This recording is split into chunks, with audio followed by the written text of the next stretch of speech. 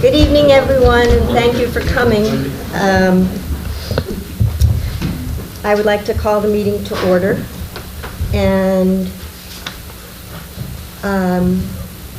who would like to lead us in the Pledge of Allegiance? Steve Bruman, thank you for volunteering.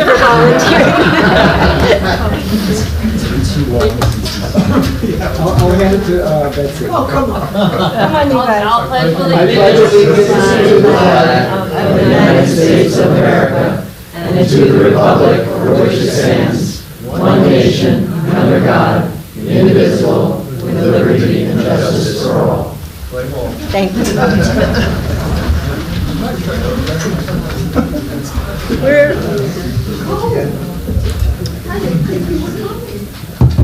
We're dedicating this meeting tonight to the innocent victims of September 11th and to the heroes who also died. I would like to thank our fire company again for the extraordinary job that they do every year honoring their brothers and sisters and all the people who perished on that terrible day. There's no other town that I know of that makes this extraordinary effort. The hours that they put into it, the planning, the executing, everything is perfect, and they do it out of love and integrity. So I thank the fire company, and if we could just have a moment's silence for the victims and for the heroes.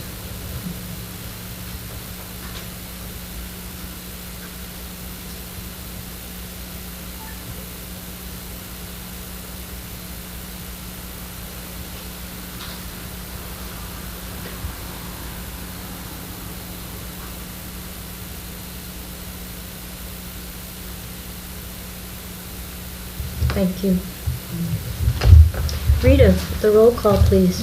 Wendy Burton. Here. Dan Aaron. Here. Margaret Allen. Here. Megan Virtue absent. Corey Cunningham. Here.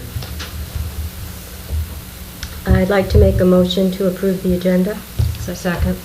We do need to add an executive session at the end of the agenda. Town Board liaison reports. We did not have a meeting. You keep getting off light. Sometimes it works that way. Ann? So I was not at the meeting because of our comp plan meeting, but I reached out to Kathy Spears about the fire district meeting, and she sent me some notes. The board Zoomed with its financial advisor for its LoSAP account. Board discussed. Hold on one sec. I don't think anybody can hear you.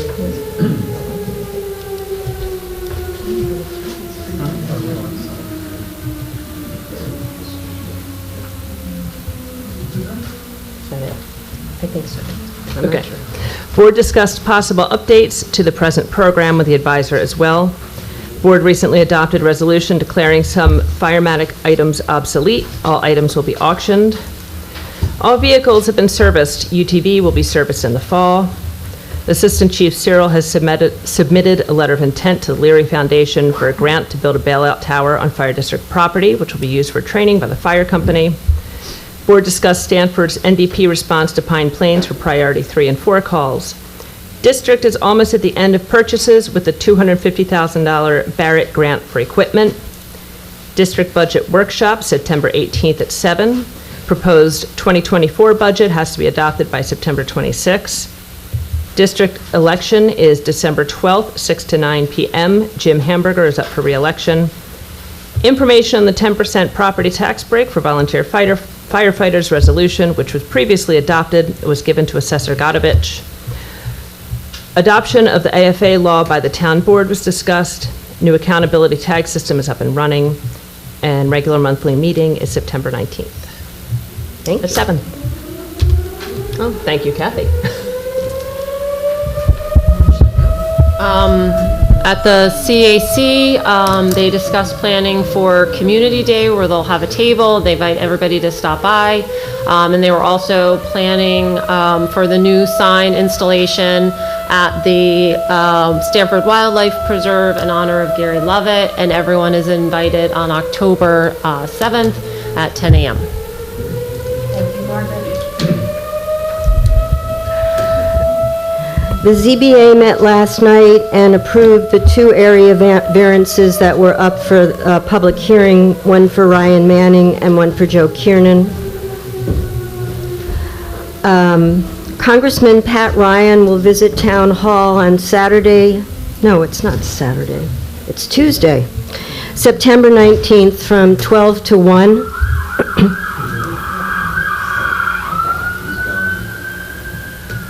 Doesn't sound good at all.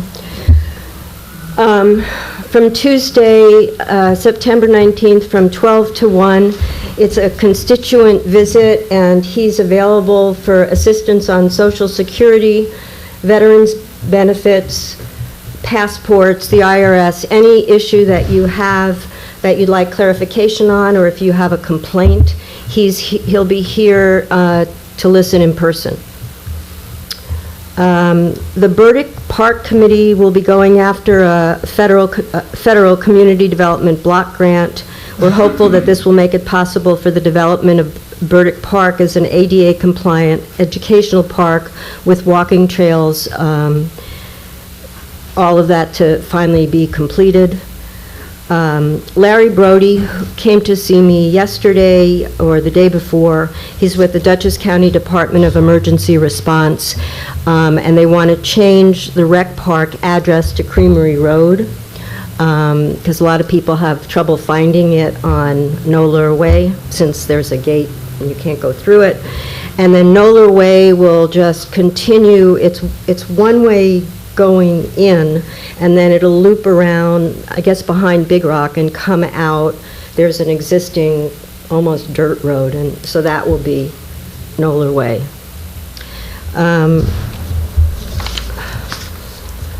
My financial reports, I circulated 3 payroll verification spreadsheets plus the August supervisor's report and bank reconciliation.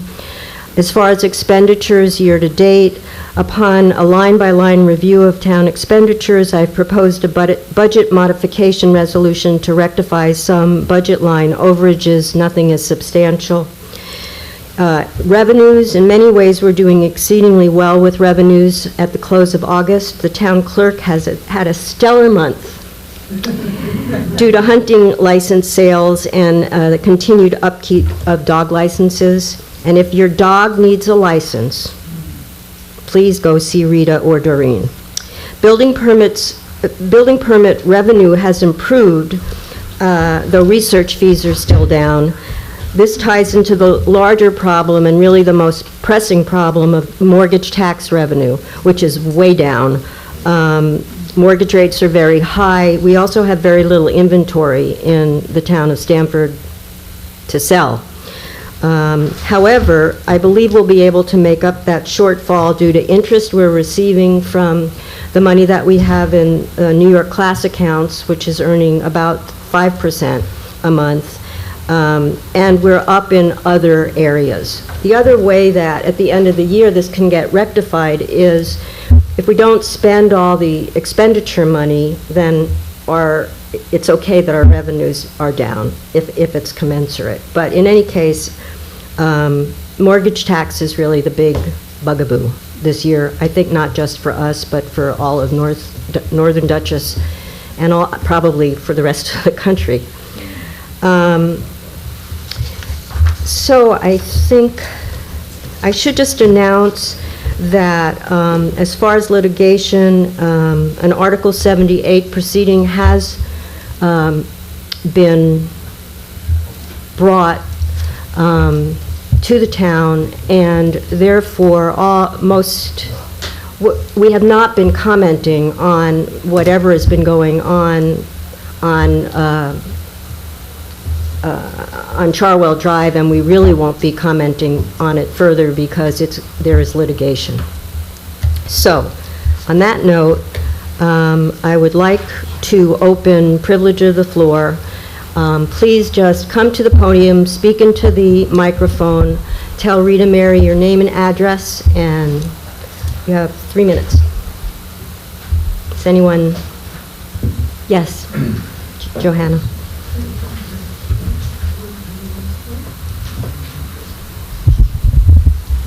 Johanna Schaefer, 21 Decker Road. Because you mentioned Creamery Road and a change of road names, I've been wanting to bring this up. There has been confusion about the naming of Shelley Hill and whether or not there is an E in the name. And the second road with which I am familiar is Ernst, E-R-N-S-T, which is the name of the family after whom the road was named, and suddenly it's Ernest. And I don't think that's a big deal unless you're the family particularly, but the problem is that if you look these things up on the major GPS thing for the county, you don't come out with the place where you want to be. So I think that we should do something about being sure that the names of the street signs are accurate. Are you saying the street signs are spelled wrong? Yes, Shelley Hill, and I've been here a long time, but I can't remember. It used to be with an E. There are many signs without the E. May I speak to that? This is Bob Butts, Shelley Hill Road and Cold Spring Road. At the corner, we have 2 road signs for Shelley Hill Road, and they are each spelled differently. That's my comment. Okay, duly noted. Who takes care of that? Jim Myers. I think it has been brought to his attention before. Well, that's okay, we'll bring it to Okay, him. good, thank you. Okay. Mark Burdick. Mark Burdick, 19 Burdick Way, Stanfordville. Just have a couple questions on the comprehensive plan.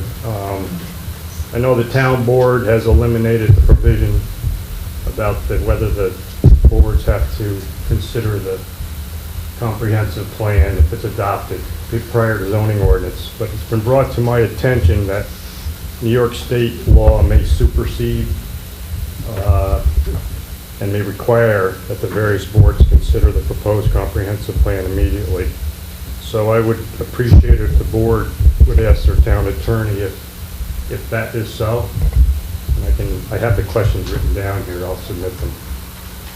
And second question is whether the town board has considered reserving Cold Spring School again for the next comprehensive plan public hearing. Yeah. And does Dutchess County Planning have to review the revised comprehensive plan prior to the public hearing? So yes on question 2 and no on question 3, according to council. Thank you. Nancy.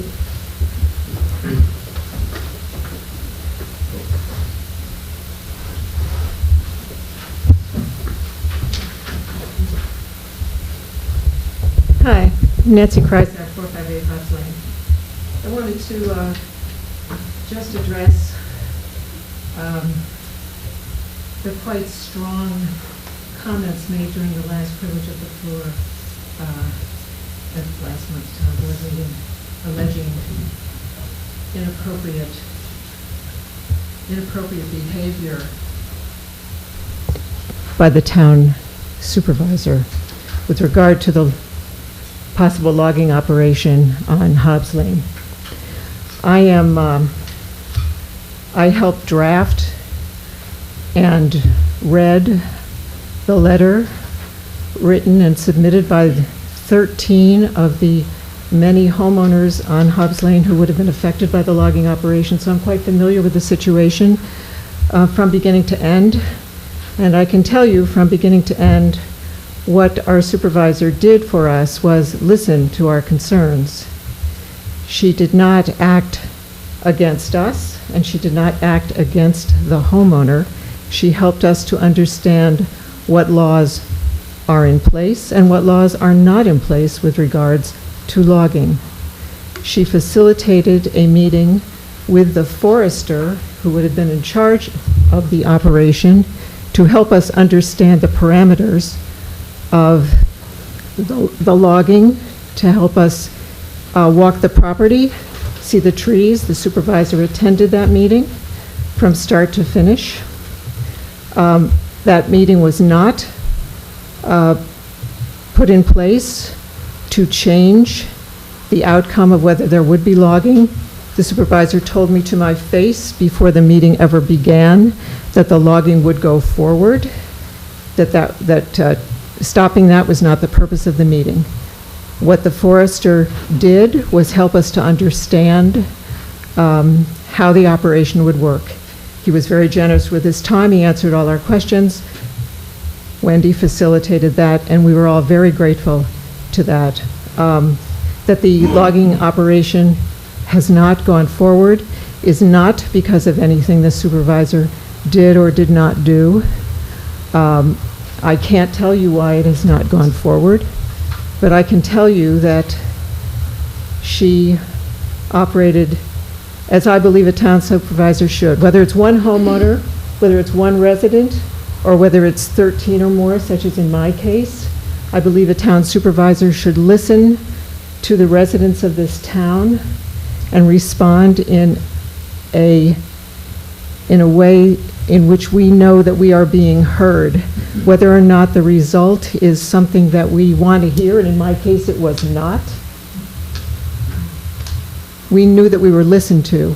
And I personally am very grateful, as are the other people who live on my road.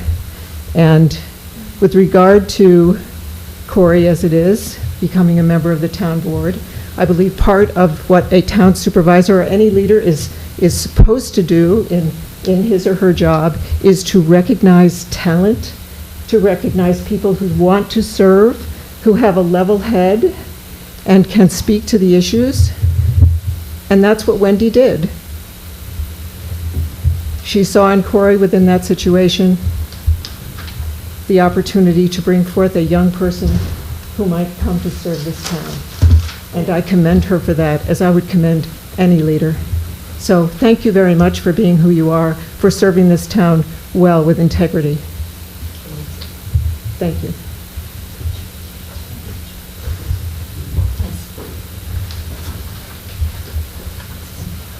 Hi, I'm Betty Cosgrove, 186 Charwell Drive. I have a letter. I'm going to give it to you, Rita Mary. I'm writing today to bring your attention to the unethical, illegal, and unprofessional behavior that continues to be exhibited by a current ZBA member, Ben Rathjens, 158 Charwell Drive. I've included verbatim 2 speeches that Ben has made at the Stanford Comprehensive Plan hearing on July 31 and Town Board meeting on August 10.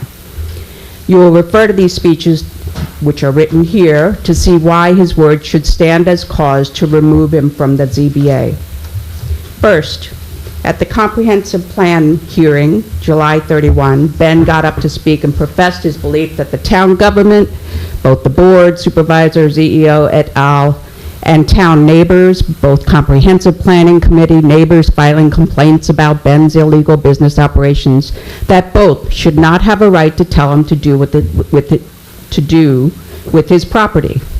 This, in fact, and quoted below, sounds like the ravings of an anarchist and a political upstart, and certainly not someone who believes in filing permits in a timely manner, following proper ZBA procedures, or abiding by Stanford zoning laws. So I ask you, how is it that he can perform the duties entrusted to him by the ZBA and Stanford if he is not behaving in good faith with his words and fails to be an upstanding member who is supportive of our town officials? How is this unprofessional behavior acceptable when he continues to broadcast an anti-government sentiment and target the town supervisor with falsehoods, lies, and nonsense about her being anti-business? So if you read the speeches that he has, which I have transcribed here in yellow, you will understand just how shocking it is for the rest of us, his community members, to hear and know that anyone would continue to allow such a person to retain their seat on the ZBA. In addition, he should not have been placed on the ZBA back in 2020 while in the middle of his own property dispute. Secondly, I transcribed below Ben's speech from the town board meeting in August. Here you can see that Ben has now taken on the tactic of spinning a narrative that personally and politically attacks Wendy, the town supervisor, as being anti-business.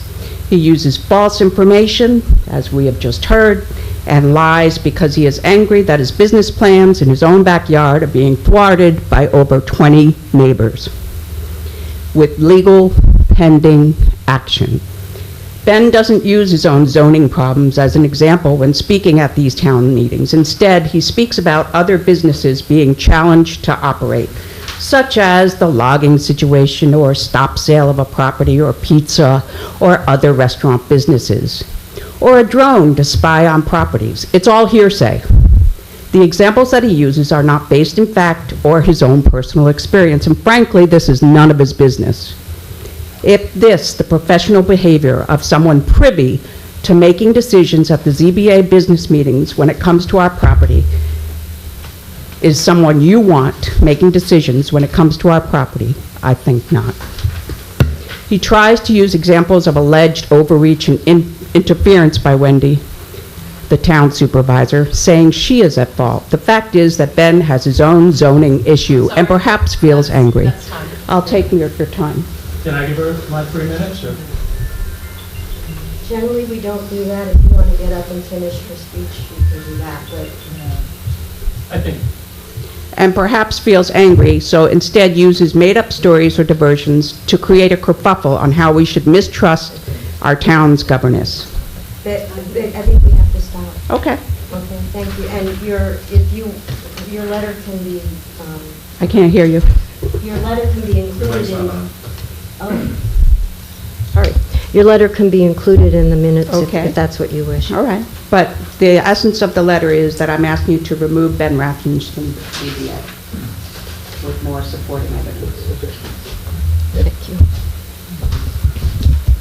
Thank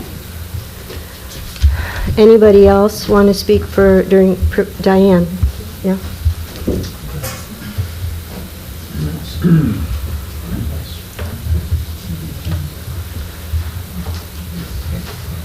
Good evening. My name is Diane Duffus, and I'm at 71 Hicks Lane, but I'm here tonight to read something on behalf of 2 other neighbors who were unable to make it tonight. And they are Lynn Tondrick and Lynn Massimo. To the town of Stanford on the occasion of the town board meeting on September 14, 2023. This letter is written by Lynn Tondrick and Lynn Massimo of Huns Lake Road. Unfortunately, we are not able to attend the meeting tonight, but wanted to share some thoughts. We asked Diane Duffus to read on our behalf. We are writing to express our experience with and appreciation for the services of the town board and supervisor. Just like you, we love this town. We were drawn to the open and supportive bucolic community that is Stanford. Do we have areas that need growth, improvement, and change? Of course we do. We recognize that and are grateful to have folks on this board who are undertaking the vital work to keep us afloat and solvent with much needed transparency and at every step. Town life is not a free-for-all. Do what you want.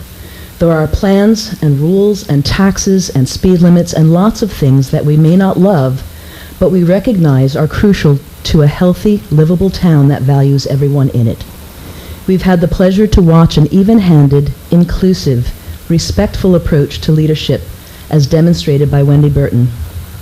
We know that Wendy and the board have gone out of their way to support new businesses, including actively advocating for needed permits and changes in the permitting processes to address some of those burdensome aspects which predate this entire board's tenure. Wendy is famous for her sit-downs with stakeholders, listening to their concerns, and then listening to the other side's concerns. This is exactly what we need in this community, state, and country. Listening to each other. It is not a weakness to listen to the citizens of the community. It is not taking sides to speak to people and hear them out. It is reaching across the aisle. It is just common decency and good government when decisions are informed ones. Yes, this town needs a lot of things, and we are fortunate enough to have some folks in leadership who can accomplish a lot. We are grateful for that. Thank you, Lynn Tondrick and Lynn Massimo.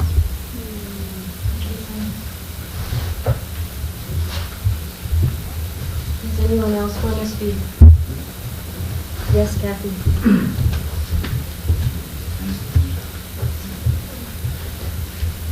Kathy Zier, 158 Shelley Hill Road, and it's Shelley. I agree. Everything defaults to that, and if you don't put it right in on Amazon, they won't accept Shelley. So it must be with the county or the 911. Anyway, I have some questions. I know on the agenda is the policing contract with the Pine Plains Police, but I thought I would bring this up now so maybe it can be addressed at that time. My questions were, what is the contract status? When is it supposed to start? How many hours? How is it going to be arranged? How are we funding this? Is it an extra line item in our budget? Is it something that's coming from funds somewhere else? How are we going to determine the benefit of the program? There was some discussion on it being a temporary program to figure out the benefits, and I'm not sure how that's going to be analyzed, how long we're going to do a trial, if it's still on a trial basis, and what's the goal. The other thought I have is a lot of people have not directly communicated to the board on this. There's been people that have brought up issues with speeding, etc. Being that this is a new actual use in the town, I'm wondering if it shouldn't go up for vote by the public to get a true majority of the town's opinion on this. And I know it's on your agenda, so I hope some of these questions are answered. Thank you. Evo. Understand that it's on your agenda, police. Questions. How much do we get? How much money do we get? Oh, Debo Martini, Shelley Hill Road, read it. How much money do we get per summons? Do you know? I think that depends on the summons, Devo. I think I don't know the schedule that they have. Yeah, it does depend on the summons. It depends on the infraction. Yeah, right. It seems, I'm hearing that it seems it can be anywhere between $5 and $15 that the town gets per summons. The rest of the money goes to the state. So I don't know if that works out financially. That is true. That is true, I think, for some of the tickets given out by the sheriff's department. Mm-hmm. It is not true for the troopers that, for instance, do the Taconic. That's correct. Yeah. So, and I know that we send a portion of those funds back up to Albany every month, and we never know actually exactly how much. We have to wait to hear from them. It is my understanding that the same matrix that exists for the state troopers will exist for the Pine Plains Police. Their fees will not be going. So far, I'm not hearing that. So maybe what Kathy Zion mentioned might have some merit, and that is think about this a little longer and maybe put it up for a vote. Because my comment the last meeting was maybe if the whole deal here is to slow the speeders down, that's the intent, then maybe a simple option is the way to go, and that is a flashing yellow by the post office. That slows people down, and there's no real tremendous cost. And it could be programmed to be red-green at certain hours during the day. That, to me, seems to make more sense, because if it's a fact, and we know for sure that minimal amount from these summonses come back to the town, but we don't know that, do we? I will find out, but I would say 85 to 90% sure, maybe 95% sure that isn't the case. And also, one problem is that speeding doesn't just take place on Route 82. It takes place on millions, on small roads all over town. Right, but it does take place on all the roads, true, on many of the roads. But the police can't be on all these roads. That's impossible. That's like, you know what that's like? let me speak a little bit about this because I have some experience, a little bit. It's like, how do you prevent burglaries in a rural area? How do you really prevent them? You put a cop on everybody's driveway. That's how you really prevent them. And you can't do that, like you can't patrol all these small roads. They could take a ride around, but you're not going to catch a speeder by patrolling these small roads. It's not going to happen. You're going to catch them by sitting in a spot, right, and sticking the radar out the glass. As somebody comes by, they're caught. Now, again, it's a matter of finances. How does it work financially for the town to pay for this, and what's the return? We'll talk about all of that during the meeting. The plan had always is for a 3-month trial. Yeah. Nathan's not here. He's in charge of coming up with all of the ways that the town board will try to evaluate if this is efficacious or not. And what those parameters are, I'm afraid we have to wait for Nathan to Right. That's fine, but the people have to know. Of course. Obviously. And it's been 4 4-hour shifts a week for a total of 16 hours. The state of the negotiation right now is our attorneys went through the contract and made some suggested changes. I had an issue with a few things. So now the contract is back in Pine Plains, and we're waiting to hear back from them. Okay, let me ask you this one more question. Oh, it has to do with the same You got 20 seconds? No. Has anyone gone to the major in the barracks on 44, State Police? Has anybody gone down there to ask for special attention, say on Route 82? On 82? Well, special attention here because this is the main problem with the speeders, big trucks, etc. True K. No, I know it's True K, and I know they're in 44, honestly. Yeah. Has anybody gone down there to speak to the major? No. No? Okay, well, that's something I would personally do right off, first thing. But Devo, again, that's not the only, that street is not the only issue. Really? So, but anyway. But it's the main issue. That's it. Well, no, I That's all don't. I have to say for now. I don't think it is the main issue. I mean, I think we've heard from people who live on Gristmill, who live all over the town. Layton Road, I've gotten millions of complaints. So Huns Lake Road, which I live on, it's insane. You can't walk on it. But again, they can't control all these areas. That's an impossibility. It really is. I mean, I'm just being practical. Yeah, you're 3 But minutes. my time is up. Yeah, you're tired. Thank you. Okay, thank you, Devo. Thankfully, my time is up. Thank you. Yeah, thank you. We can agree on that, Devo. Okay. Thank you. Anyone else? Yeah, step up for a second. Yes. Just state your name and your address, please. My name is Robert Burns. I live at 186 Charwell Drive. Just looking at the end of the letter, I'd like to say that I'm a small business owner myself. I'm definitely not anti-business. And with the conversations that I've had with our town supervisor, I don't believe that our town supervisor is anti-business either. Just a couple of sentences here, though, continuing what Elizabeth was saying before. While one is aware that there is a fraction of business owners who favor operating a business in residentially zoned areas, Ben is not a good example of one of them. To understand how bad an actor he is, you would need to witness just how neighborhood unfriendly his illegal operations looks and sounds, which includes the tumbling rock piles that get unloaded and, you know, all the noise from the forklifts, the deliveries, 18-wheel trucks going up and down the road, you know, all the things that everybody has heard about, you know, kids not being allowed. Some people haven't heard. Okay, well, kids not being allowed to play out in front of their homes anymore. This is, you know, with one of our neighbors expressed at the zoning board meeting. I'm going to just jump here to,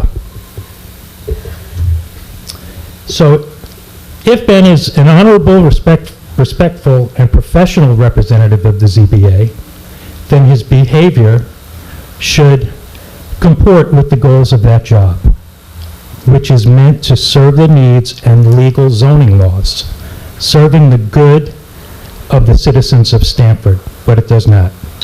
He should not be allowed to continue spewing false narratives, hurling personal insults, spreading rumor and fear-mongering talk. He should not be allowed to continue to erode our community's trust in our elected governing officials. Ben has disputes with the building supervisor, the zoning enforcement officer, and his neighbors, over 20 of them. And yet he complains that he's a good neighbor. No good neighbor upends the lives of those around him, destroys the non-commercial country roads surrounding us, and he continues to defy the very zoning laws he's meant to protect. Okay? You have 26 seconds. Well, look, it was a nice, quiet cul-de-sac. It's not anymore. I think I would just like to throw a quick question out there, though, with my 20 seconds, not in the letter. Now you have 8 seconds. Is the zoning board accountable to anybody in the town? It's just a question, and maybe at the next meeting, I'll ask it again. Okay, thank you, everybody. Anybody else want to speak at privilege of the floor? There's 2, right? Yeah, there's also one at the end. Okay, then, I will now close the privilege of the floor, and I will open we have 3 public hearings tonight. I will open the first public hearing. I'll make a motion to open the first public hearing. Second. This public hearing is on proposed local law number 4 of 2023, amending Articles Land 4 of the Town Code. 1 and 4. 1 and 4. Oh, there's a thing missing. Or is it 1 and 5? 1 and 1 and 4 of the Town Code to increase the maximum income eligibility level for real property tax exemptions for senior citizens and individuals who are disabled and have limited incomes. I have 5 copies of that law, if anybody wants to look at one. Does anyone have anything to say about that? Can we just ask a question? Do we have an estimate of the number of people it affects, the type of money that we're talking about in our town? We read through the, I don't have the chart in front of me. We Not read definite numbers. Yeah, no. The upper income level, I think, was 50,000 when we read through it at the last meeting. But no, we do not have an exact number of the number of individuals. I think when I was trying to do some research for the Burdick Park Committee, we asked Steve Godovich how many seniors there were, and it was somewhere 750 seniors, and they have to be below a certain income level to qualify. Does anybody else have a comment? Does that have anything to do with the STAR program too? Does it what? STAR program, because I know that the low-income people in this area get $1,000 check from New York, but if you're in Red Hook or LaGrange, you get $1,800 to $2,000. So maybe one way to help with what that is associated with the school district, right? Yeah. So why would it be so low here for lower-income people? Can I have your name, please? Sure, like Teresa. I don't know the answer to that. That could be a way to help facilitate what you're looking to do, right? That would be something, I believe that would have to I think that has to Well, go through that's the a school state district. Go through. program. Yeah. So what we're doing is just what we can do at the local Well, level. it's a state program, but it's tied to the local school. So the school, for example, Arlington or Red Hook, give the lower income people $1,800 to $2,000, whereas Pine Plain School in this area gives. Can I? we don't have Yeah. any Again, we have, control over the school board. right. Well, and actually, can I just comment on this as well? And Pine Plains isn't the only school district that covers the town of Stanford. You also have Millbrook, Weebatuck, and Rhinebeck. Right. So it depends on, so at the town level, there is, So why would it be so much lower, I guess is my question. If you want to help people low income, why would it be so much lower? It's, there's not. It's, There's a STAR program for elderly, there, and standard, homeowners. and standard homeowners, right? Right. There's the veterans exemption, and then there's the proposed. Firemen, first responders. But the STAR program, under a certain level of income, provides a certain. It's set by the state, the school district doesn't have a say. Yeah. The state told me, right? We're I both think on I was on the school board, he is on the school board, it's not set by us. Yeah. I mean, I would urge you to, this is something on a town level we're trying to do, and I don't have an answer for your question about what happens with the state or at the school board level. Yes. There was an article in today's Poughkeepsie Journal about the STAR program and the difference between receiving a check and getting a discount on your taxes. And the essence of that was that you're better off going for the check because you can get an increase in percentage from year to year. So I encourage people to read the whole article and see if it applies to them. At least it's something extra. Did you hear that? I heard what you Okay. said. Thank you. I just want to reemphasize that the state, I know this is the town, we talk about the school, but it's not just the state. It's the school tied together with the state. The school district. Thank you. Just for clarification, you're talking about raising the amount of money that someone is making as a senior, so therefore more seniors will benefit. Yes. And people with permanent disabilities. Yeah, and this hasn't been done in quite a while. I'm so Okay, any other comments or questions? Yes, Becky? So if you're going to do it, we're going to vote on it when? We're going to vote on it. You're going to vote. It's a local law. We presented the local law in August, so now we're having the public hearing, and when we close the public hearing, we will vote on the law. So I would like to know, it's going to go from 100 people to 200 people? Or, how is that number going to change from what it presently is to what you're proposing? I would like some hard numbers, that's all, just understand. Because we can't clarify, this will be a permanent law, so if someone moves into the town or moves out of the town next year, that number would change. I believe when we talked about it at the last public meeting, it would, I think Steve said it would be less than 100. I think he said something along the lines of 60 individuals. But again, that could change next year. Anyone else? Okay, then I make a motion to close the public hearing on proposed local law number 4. I make a motion to open Second. Sorry, Rita. Second. All in favor? Aye. I make a motion to open the public hearing on proposed local law number 5 of 2023, a local law establishing a district board of ambulance commissioners.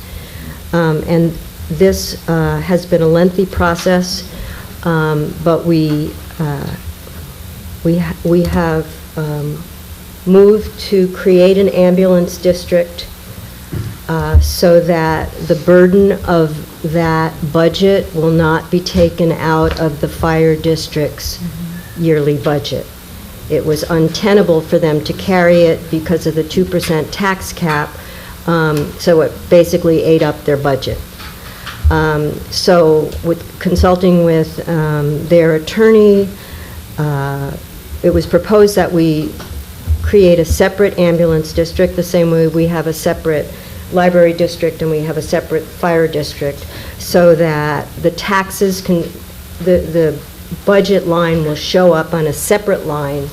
The taxes will be the same, whether for our citizens, for us, it'll just be on a different line of the budget, so that the fire district isn't penalized with carrying that amount. So that's basically what the law does. Did we open the public hearing? Yes. So are there any comments or questions? I have copies of that law too here. Okay, if not, I would make a motion to close that public hearing. Second. All in favor? Aye.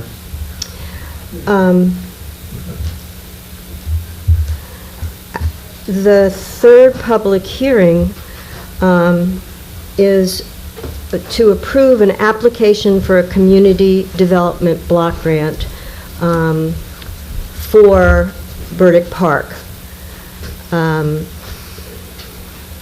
Burdick Park Committee has an opportunity to apply for a block grant, which is HUD money, federal money, to help them finish the task of creating an ADA compliant, basically nature educating, no, not educating nature, educating us about nature, and walking trail park at where Bangle, it's next to Mark Levy's house. It's at the intersection of Huns Lake Road and 82, and then interior. Anyway, so as part of that application process, there has to be a public hearing, and the town has to pass a resolution basically granting that committee the right to apply for the grant. So, are there any comments about that? Is that a state grant? It's a federal, it runs through the county, but it's HUD money, it's federal money. But, so when you get a federal grant or a state grant, is there a reciprocity that the state or the federal government could lean on you to do things that they want instituted? No? No. It's just like we want to put in these these walking trails, we want to put in whatever, and we get the money or we don't. And there are a lot of criteria. It has to be a very well-written grant. Charlie, do you want to step in here? Yes. I think I could probably answer many of your questions. Well, Charlie? Charlie? Get a 3-minute presentation. Okay, but not right now. We're in the middle of a public hearing. I'm entering into the public hearing, my comments. Did we finish the question? I was asking if there's any strings attached, because usually there are. I was asking, are there, and if so, what are they? Okay. Jane, Charlie, before you say something, Janie? Yes, sir. You have to comply with the terms of the grant. It's not a quid pro quo politically or anything of that nature. It's just that if you receive federal funds, you have to handle them certain way. Right, but is there anything like intertwined in those things that we say the extra language? Strings? No? I think if I can understand the kinds of strings you're talking about, I believe the answer is no. This is for the public good, not to annex the loyalties of the municipality. Okay, Charlie is the one of the driving forces in the Burdick Park Committee, and he's going to make a 3-minute presentation. Yep, 3 minutes, and for every additional minute that I can have, I'm adding $10,000 to the grant.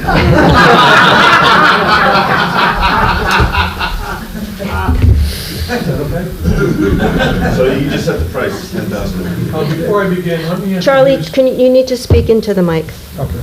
Before I begin, let me introduce the Burdick Park Committee. They're all here this evening except Mark Glagas, who couldn't make it. There's Judith McDonald. Judith, please stand, please. Frank Sellerberg. Lucy Kosowski. And Charlie Shaw. Okay. Again, the purpose of the hearing is to hear recommendations for a grant application for a proposed community development block grant. This morning I spent 2.5 hours with county planning to try and understand the eligibility criteria for the town to accept this block grant. Hold that for a minute, Mike. Oh, God, bury that. No, there's not a lot. I'm saying, I know how to do these. Just so that everybody just an idea. I gave a copy of this to the town board, and this is the actual Burdick Park property. It's right up behind the bank as you go up Huns Lake, between Huns Lake Road and Route 82. Hold that up a little bit higher. Yeah, okay. Thank you. Okay, it's a nice property. It's 4.9 acres. Okay, and it's being developed as a nature preserve. I also gave the board an outline of the national objectives that we in the town have to meet in order to be eligible for the grant. And I also gave the board a whole series of eligibility questions that have come up and that we're going to have to answer. Just to give you an idea of the master plan development history, very quickly, in February of 2021, the Burdick Park Committee prepared a concept paper called The Future Home of Dot and Irv Burdick Park. Many of you may remember Dot and Irv Burdick. Dot was our town historian, and Irv was our town supervisor and commander of our American Legion for many, many years. In September of 2021, we prepared this document. Okay, it's quite extensive. It's called a preliminary biological assessment of the Burdick Park. It was done by Hudsonia, and it was done very professionally, and it outlined all of the species of flora and fauna that are growing and have a habitat within the You have park. 30 seconds. $10,000 more. Okay? Okay, we also did a solid waste, or a soil and water conservation district study to take care of all environmental concerns related to the grant application. We did an initial trail design. We have a habitat potential amenities. We did deed research. We did sequential air photo analysis to identify the history of the site all the way back to 1885. We did brush hogging on a trail last year, and today we're here to do one thing.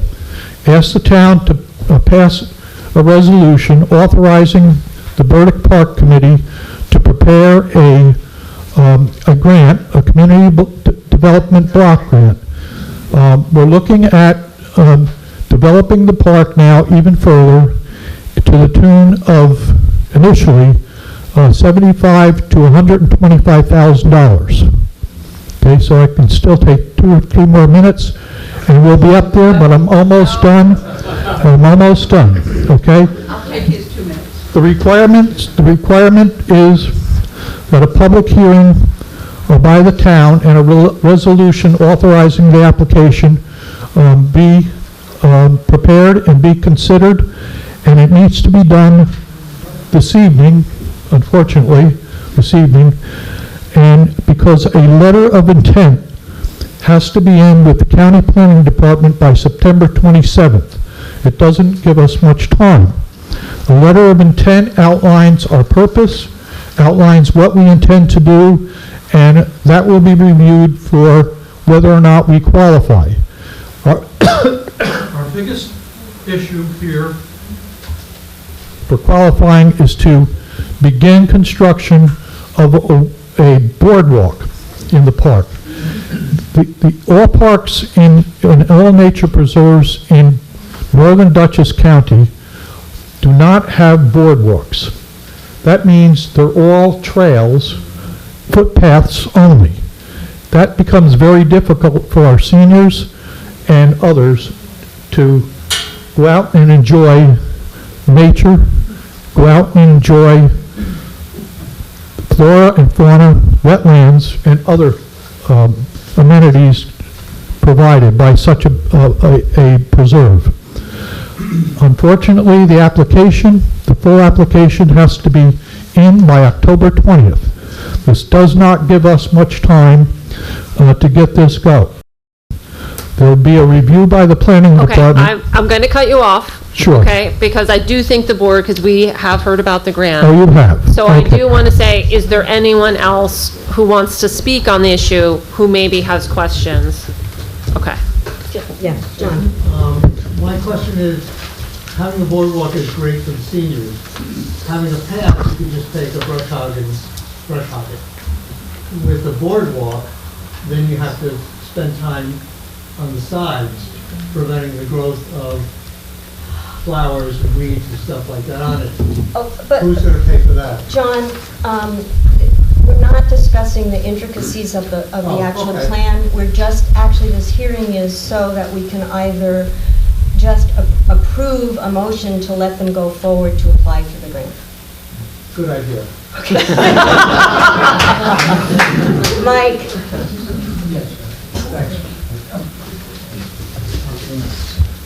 Just to remember a little history, the town boards in the past have sort of looked gift horse in the mouth, from my point of view, with the Greenway. And let's not do that again. This is a very good proposal, and it certainly is not rife with all kinds of expectations of the town. It's rife with expectations to give something to the town. Well, I'd like to say something in response, because with the Greenway, I was in a town where something was being done, and there was a host of things that the Greenway was not good about. So I think it's good to know all the implications of what you're doing before you do it, if there's any not so good, to know what the situation is, so that you know what's going to be coming your way when it does come your way. Yes, I agree with that totally. We've just to mention that we've secured several other grants, not grants, but sources of funding and support that won't cost the town anything at this point in time, at least. Maintenance, of course, has to be done by the town, but one of the way maintenance can be taken care of without major cost to the town, okay, is to set up a foundation. And we have some people that are willing to donate to a foundation to keep the park running, and with the town doing some of the maintenance, of course. So there are a lot of options in this, and there are a lot of people in town that support this. I've talked with Conservation Commission people. I've talked with Duchess Land Conservancy people. We've spoken with the American Legion, whom I'm a commander, and we've spoken with Stanford Historical Society, which will be part of this, since Dot Burdick was a town historian for so many years. And there's also another foundation that has not secured the money yet, but indicated a lot of interest in this. So just to jump in here, just simply for clarity, what we're talking about right now is merely to give them the okay to compose something to apply for this grant, right? Yes. So all of the details, all of the extra stuff would be forthcoming should they get the grant. Correct. Yeah, the right? grant. So this is simply access. just to talk about the ability to apply for the grant. Yes. Correct? Correct. Sounds excellent. Okay. Does anybody else have a comment? About the grant. About the grant. Okay, then I make a motion to Close the public close the public hearing. Second. All in favor? Aye. Okay, now we're going to move forward and move into new business. And the first order of business is Resolution 9D to adopt local law number 4, amending Articles 1 and 4 of Chapter 144 of the Town Code to increase the maximum income eligibility level for real property tax exemptions for senior citizens and individuals who are disabled and have limited incomes. So we read the law in its entirety last month. I do not believe we need to read it again. It's included in the minutes, or if you want to hear the reading, you can go back to last month's video.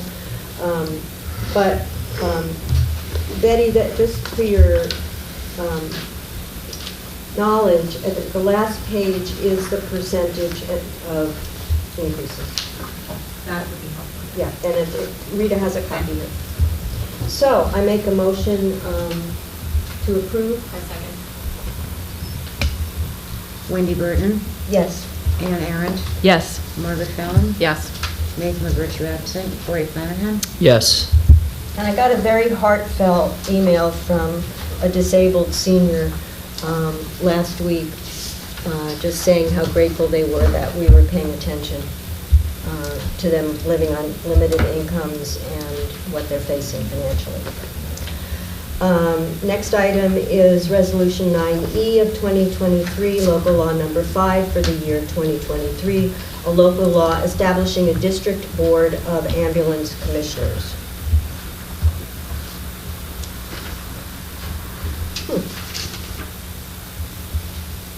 So, we discussed this at the last meeting as well. It basically gives us the ability to create the ambulance district commissioners. An ambulance district has to be governed by commissioners. And in this case, the fire district commissioners who had been handling this burdensome job have volunteered to be the commissioners for the ambulance district, which makes total sense. So that's what this local law establishes. Do I have a second? Second. Wendy Burton, Yes. Ann Arent, Yes. Margaret Fallon, Yes. Nathan LaBerge absent, Corey Flanagan. Yes. And then Resolution 9F 2023 to approve the Burdick Park Committee's request to apply for a community development block grant for Burdick Park. Whereas the Burdick Park Committee desires to submit a letter of intent to apply for a CDBG funded grant funded by the United States Department of Housing and Urban Development.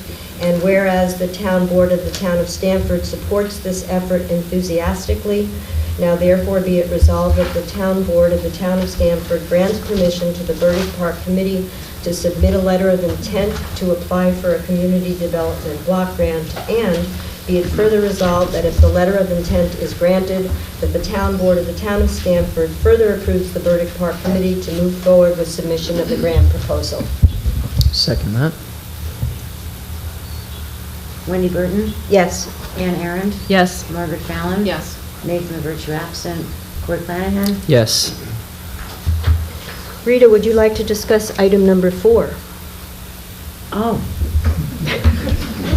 I presented the proposed 2024 budget to the town board at their workshop on Monday evening.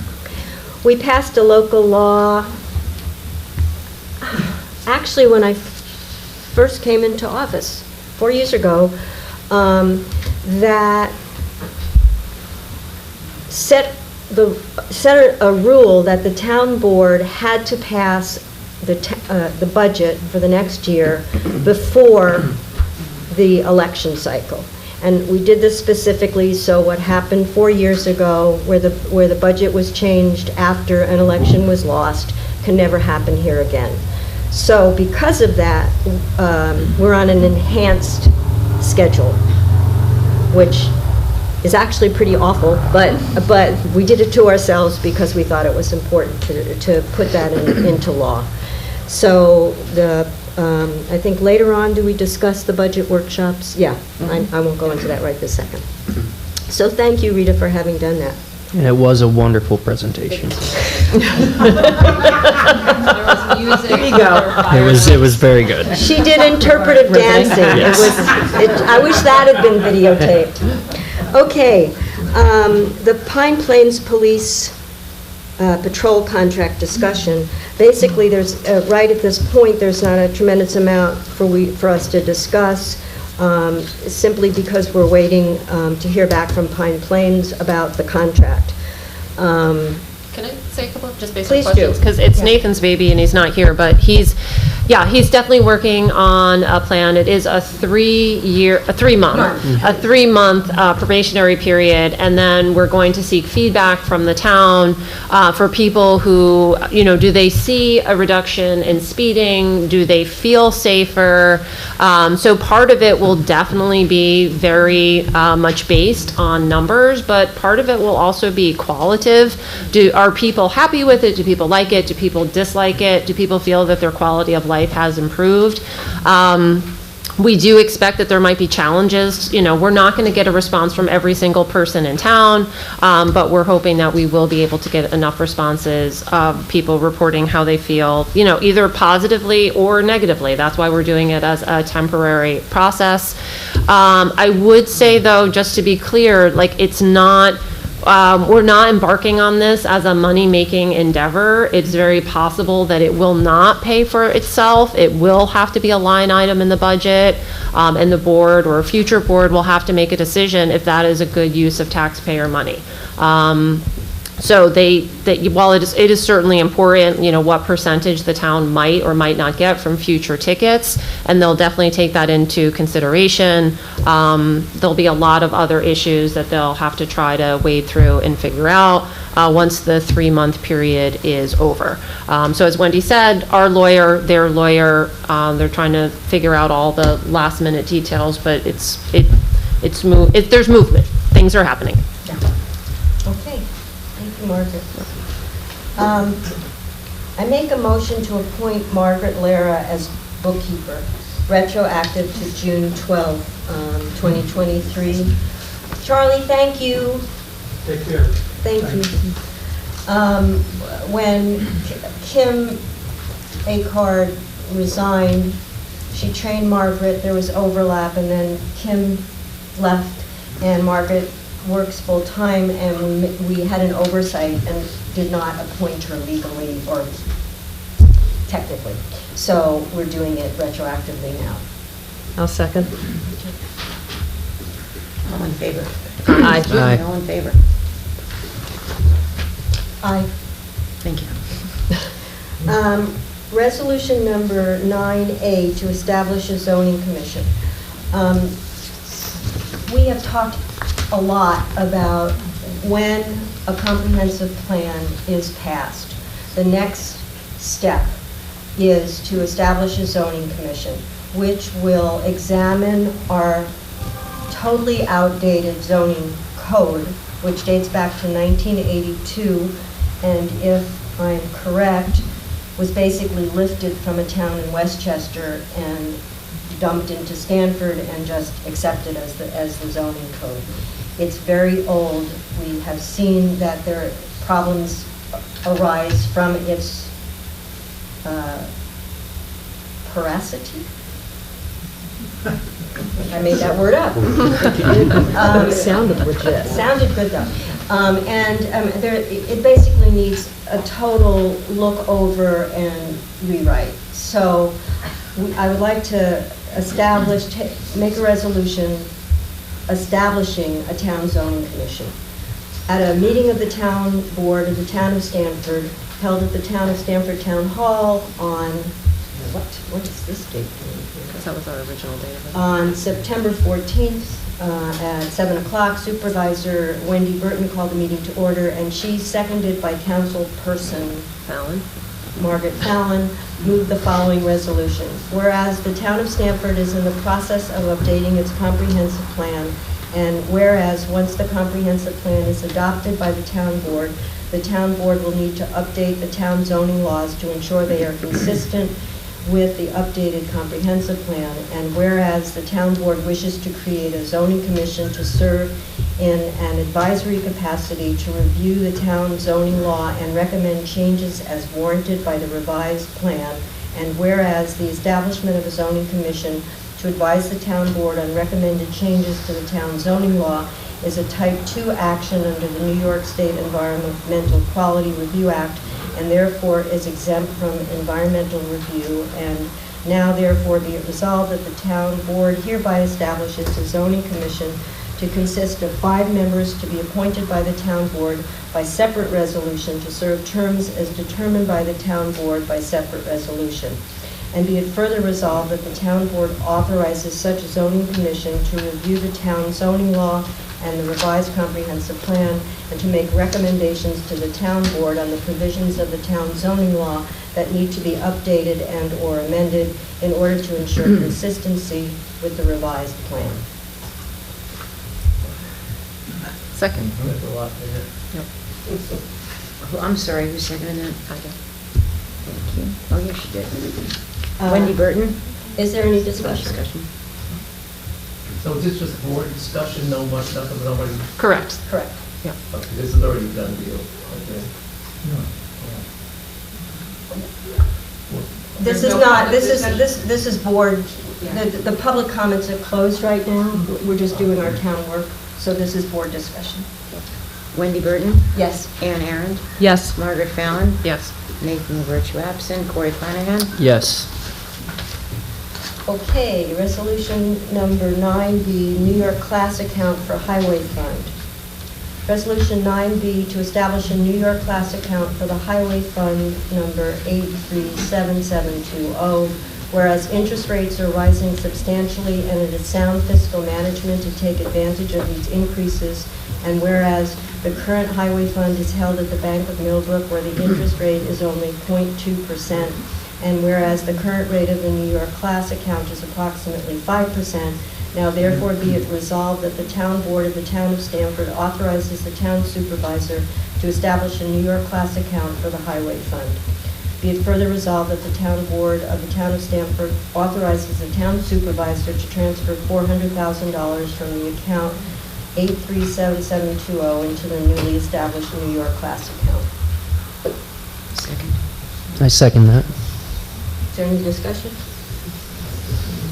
Wendy Burton?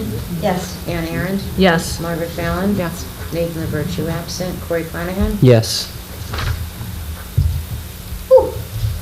Resolution 9C to appoint the ambulance district commissioners. Whereas the town board of the town of Stanford has passed a local law creating an ambulance district, and whereas the commissioners of the Stanford Fire District have agreed to act in the capacity of ambulance commissioners as well, now therefore be it resolved that the town board of the town of Stanford appoints the following people to serve a term not to exceed 3 years. That 3 years is state law? Yes, state law.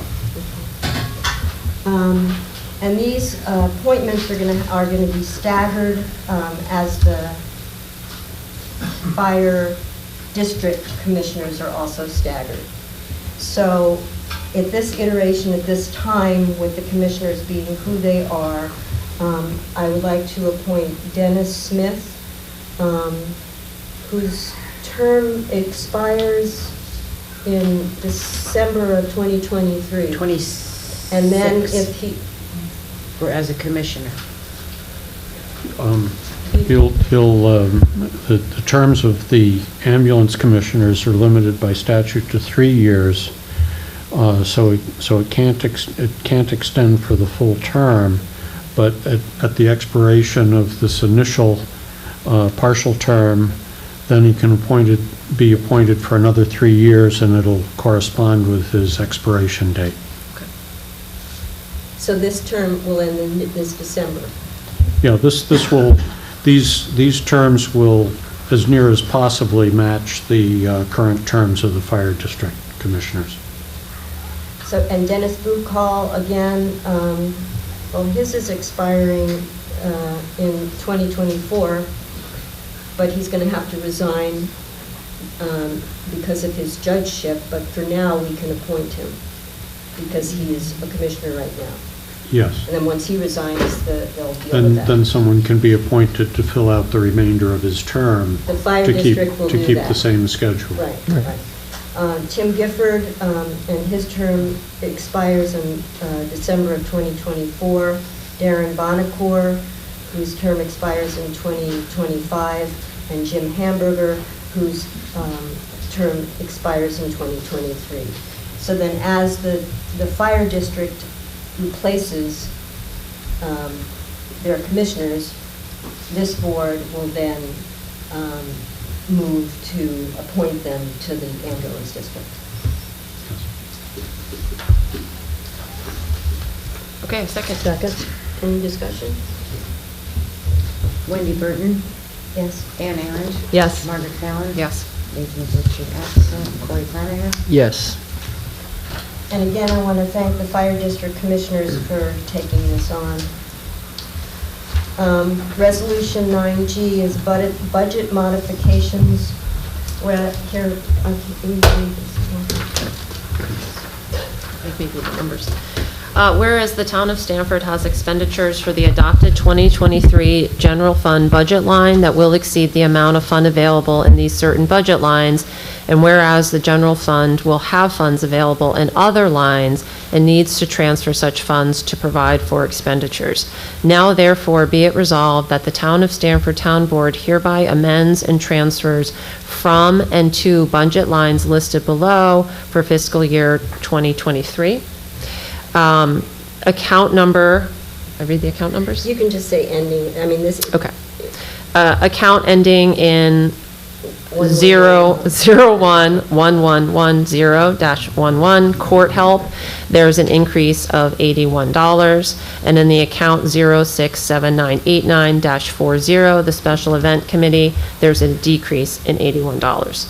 For the account 011620-45, which is the building expenditure special project, there is an increase of $193.54. And again, coming from the special event committee, there is a decrease of $193.54. From budget line 011670-40, central printing, there is an increase of $1,582.53. And from the account number 056010-40, social service, there is a decrease of $1,582.53. From account number 07-8010-40, the ZBA, there is an increase of $987.96.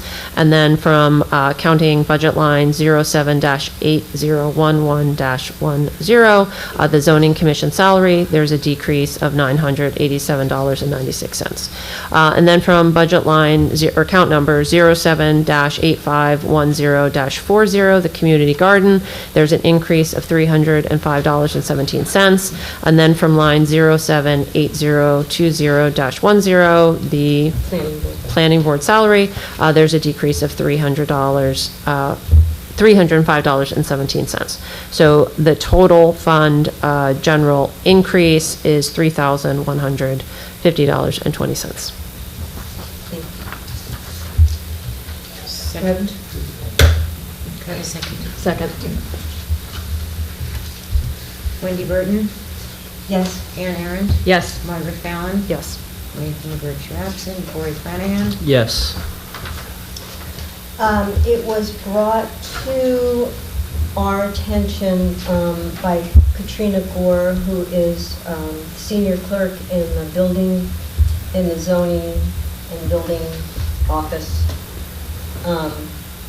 building department, that many of the fees that the department has been using are very low compared to the other towns that she works in, Amenia and Claverack. So she has given the board a proposal to raise some of those fees, not all of them. Just for instance, a minimum building permit fee right now is $100, and she's suggesting we raise it to $125. There are some where her increases are 55 cents. There's some where it's $100. But what I would like the board to do is to review these increases, and at the next meeting, we can vote on which ones we want to change. Okay?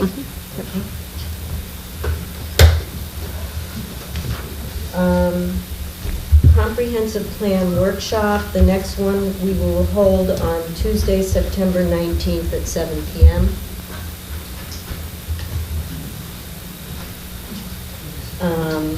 The budget workshop dates are September 21st, September 28th, October 5th. And these are all open to the public, anyone who would like to attend. Are they on the website, Margaret? What? The These dates? dates? Not yet. They will be. Yeah.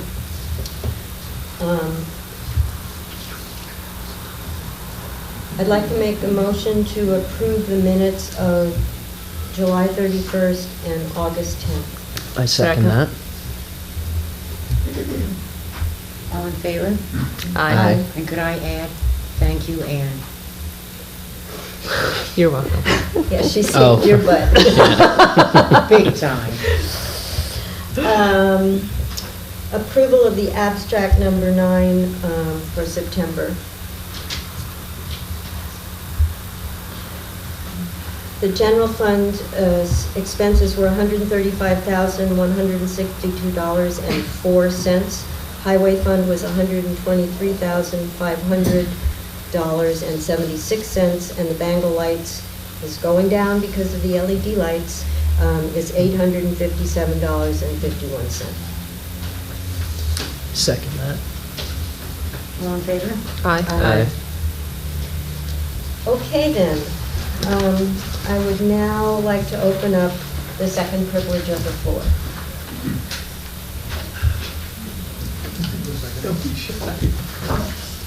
Anthony? Sure.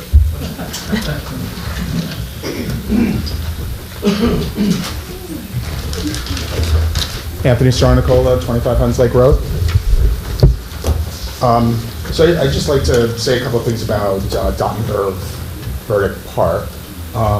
So first of all, my wife and I moved up here about 30 years ago to buy a home that we could eventually move to full-time, retire to, and die in. So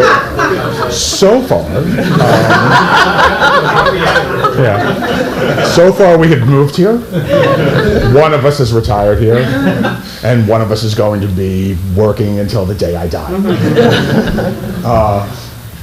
Anyway, hopefully that won't be very soon. In any event, on the subject of Dot and Irv Burdick Park, the home that we bought happens to abut the park. And I just wanted to say that I completely support the project, I completely support the grant.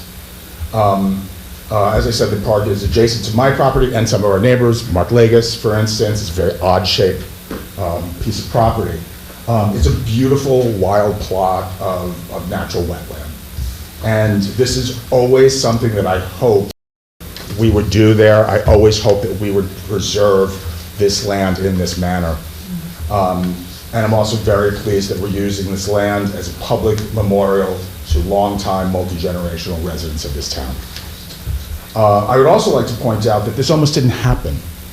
Dot and Irv Burdick Park is only possible because a small group of community members stopped a big box dollar store from being opened on that land.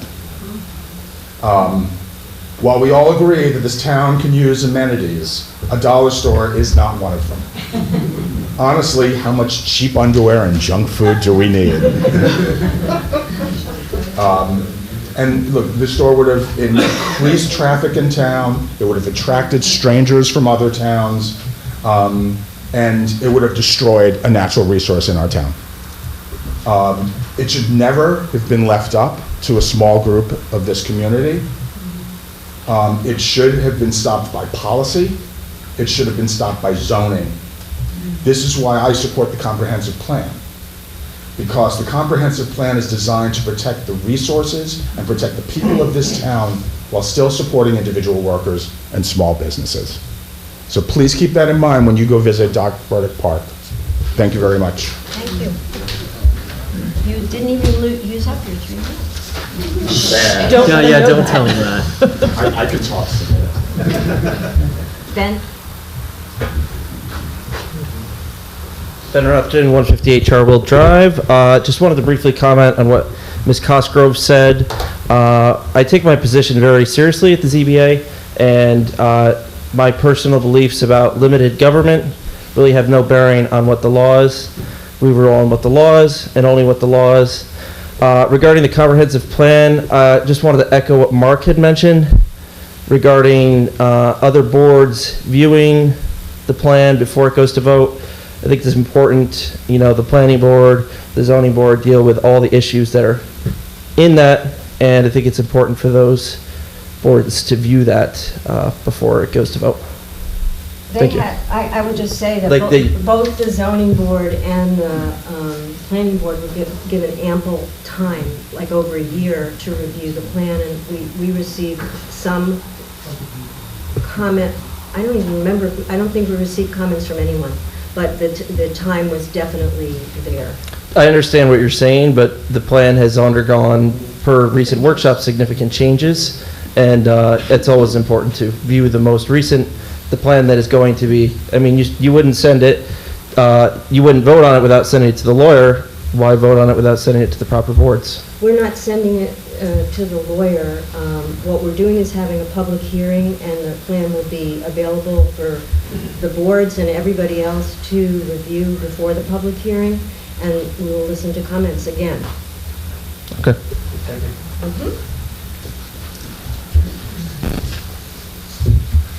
Anyone else? Kathy? Kathy Zier, 158 Shelley Hill Road. On this police discussion, one of the questions that wasn't answered is, how is the town paying for this? We're not budgeted for it this year.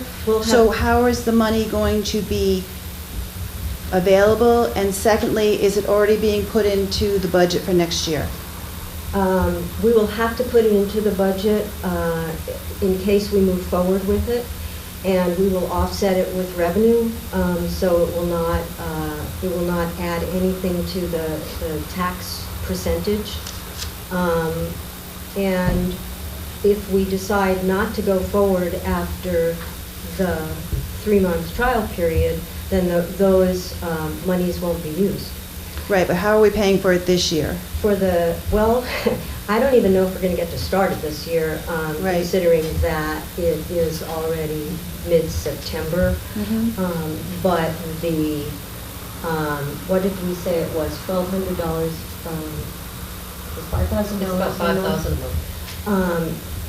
We will pay for it either out of the contingency fund, which is a budget line we haven't had to use. There are other budget lines that we can pull money from. We will be able to account for the money without going over the budget. Right, and I think Devo had some good points too. I think the town needs to research a little bit more on ways to control traffic in town other than having a police officer driving the 50 miles of roads that are in the town. I think that perhaps some roads should be changed to one-way roads. I think that there needs to be education for the public. According to the AAA, the major cause for accidents is not speeding, it is driver error, driver inattention.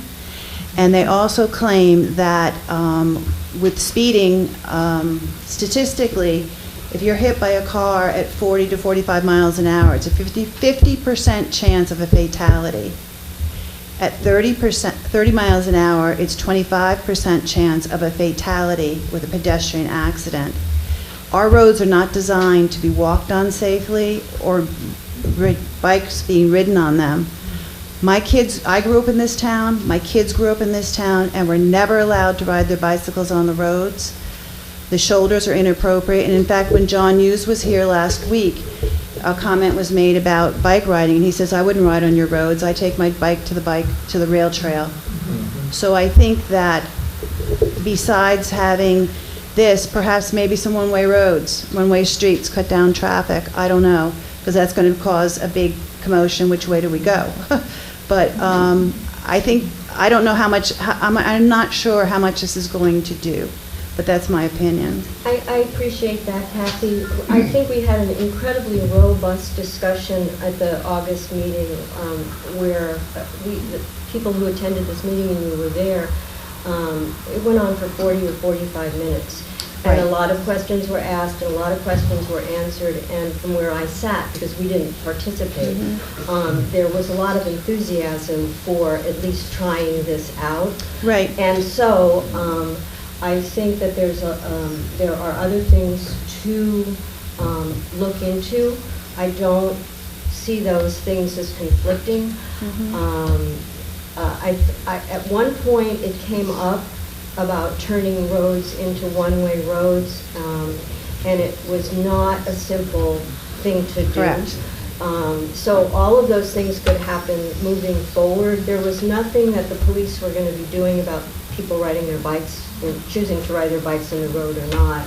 And they also pointed out something which it seemed like the people who attended that meeting were pleased about, was that they'll be right here to attend to any emergency that might come up during their shifts. Right. So, Well, that's another thought. I would say, what is so- the delay with the state police and sheriffs responding to our emergencies? I don't have that answer right now, and Yeah. I'm just trying to address. Okay, some of the things you I think it's said. duplication in some instances, but, okay. Thank you. Is that hand attached to you, Sandra? Yes.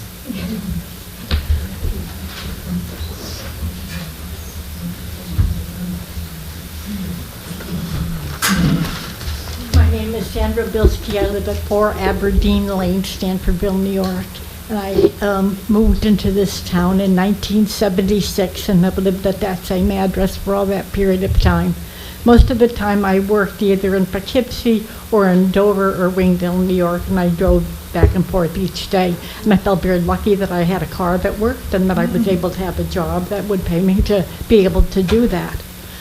Obviously, I'm getting much older now. I have a car that I think I'm lucky to have. I'm very lucky to still have my license. I live alone, and I'm grateful for what I'm able to do. I live on a dirt road that is not well served by any kind of other transportation for me.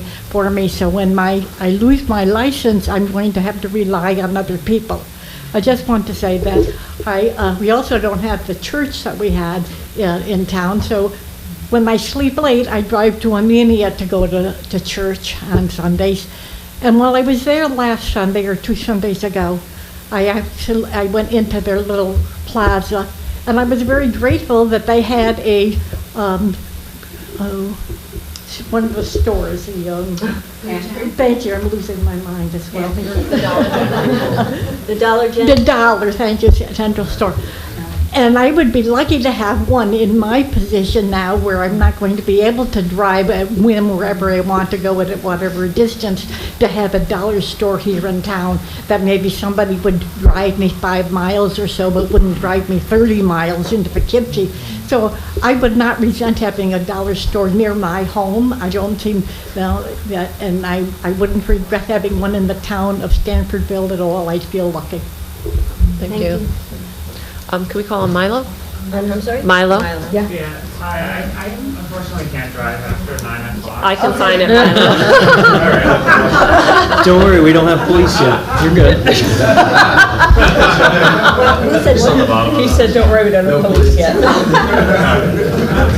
I'm very glad you came. Yeah, no, it was very interesting.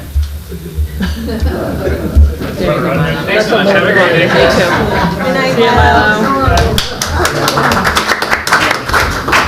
That was great. Thank you for that. Yes, John. John Bloomberg, 91 Willowbrook Road. We've been here since 2002. I just wanted to comment on the fact that one of the reasons that having Pine Plains Police here would be to handle emergencies and stuff like that. I'm an EMT with the firehouse here. There's never been a time that I've ever been to one of our emergencies that state police hasn't been there, or sheriff's office. So if we're looking for Pine Plains to cover the emergencies, that's a duplication. That's all I'm saying. Okay. Claudia.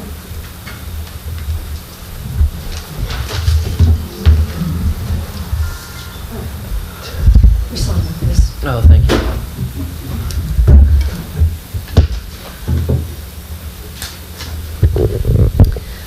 Claudia DeBellis, Charwell Drive, Clinton Corners. I'm not used to speaking publicly, so I hope you'll excuse my reading my statement. I want to briefly, excuse me, I want to briefly speak about the Tilton manners I'm seeing and hearing about lately. I'm 74, so I'm allowed to speak about manners. One of the things I've always seen here is people holding doors for each other. They hold doors at the library, at our local stores, and especially at the post office. People always hold the door for you at the post office. It's lovely. Claudia, you have 2 minutes, so keep going. And it's done with a smile. I've experienced such kindness here from people of all political parties, or no political parties at all. But I've heard our hardworking supervisor called a tyrant and anti-business. It's not so. I know that she wrote to the New York State Liquor Authority to support Le Cave East getting their liquor license. That's not anti-business. She and a previous board member, Paul Coughlin, worked together to get Peyo's Cafe open. She's worked to help change code for non-conforming businesses. That's not anti-business. And it is working across the aisle. In the upcoming election, her ticket is very mixed. There are Democrats, Republicans, and a gentleman with no political affiliation. That's working across the aisle. And again, that whole thing shows good manners by all involved. I have no problem with people not agreeing, but I have heard what I know to be lies passed around about the supervisor and about the board. This is destructive.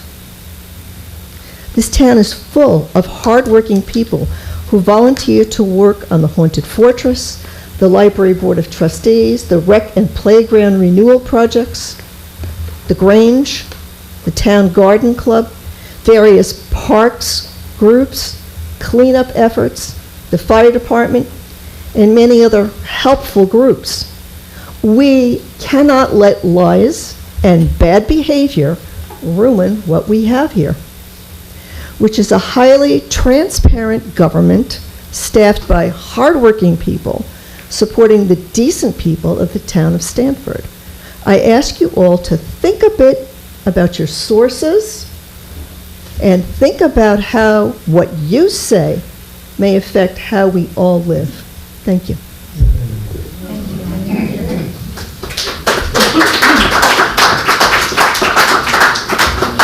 Julia. Hi, I'm Julia. I'm 89 Eagle Road. Julia Have a Dakota. last name? Dakota, hi. A lot of you guys know me. I wasn't going to talk until I heard about the discussion on the police thing, to be honest. You said don't ride your bike. I ride my bike everywhere. If my car's in the shop, I'm like the primary caregiver to my son during the week. If my car's in the shop, I ride my bike. If I'm going somewhere to like a friend's house, I ride my bike. Like I rode my bike growing up. And like to say like you can't ride your bike in this town, to me is like heartbreaking. I got beeped, I was riding my bike today, and I got beeped on the street. And anyone who knows me, I say, look out for me, I'm riding my bike, okay? I talk to everyone, I say, hey, I'm riding my bike, right? I live next to you. And some guy beeped at me, and it really disturbed me for some reason. And it pissed me off. And what I will say is that if people think that there is a police person in this town that could pull you over for doing that, hitting a bike rider or distracting a bike rider, like that is a crime, right? If I fall and hurt myself, that is a crime, right? And so honestly, like, I think it is one of the best things that we can be thinking about and looking at it in a measured way for 3 months. We're gonna talk about it clearly as a community, and we're gonna make a decision as a community. But like, I just wanna be able to ride my bike in my town. I wanna feel safe riding my bike in my town. And so I do, and I ran into a neighbor today, and she said, you know what I did when I saw you? I flashed my lights to somebody, because that didn't mean there was a bike rider, that meant there was a cop. And I was like, that's such a good point, because people are scared of cops, and they will slow down naturally. And that's all I have to say about that.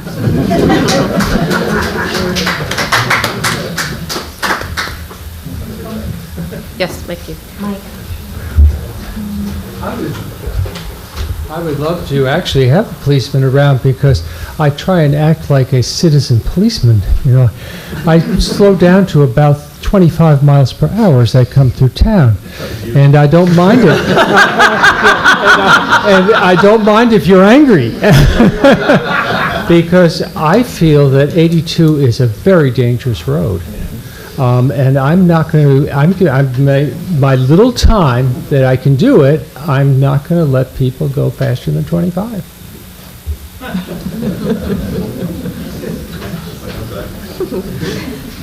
That was. Is there anybody else? Johanna. Oh, Johanna. Vivo is still here, good, because I have something to say about the courts and the tickets and the amount of money that we get. It's been a long time since I've been on the board, but I really doubt that this has changed. We got a huge amount of money through the court, very big amount. I can't remember the percentage, and I'm sure someone on the board will look that up, but it was quite substantial. Okay? I doubt it's changed. No, it's still the same. Yeah. Anyone else?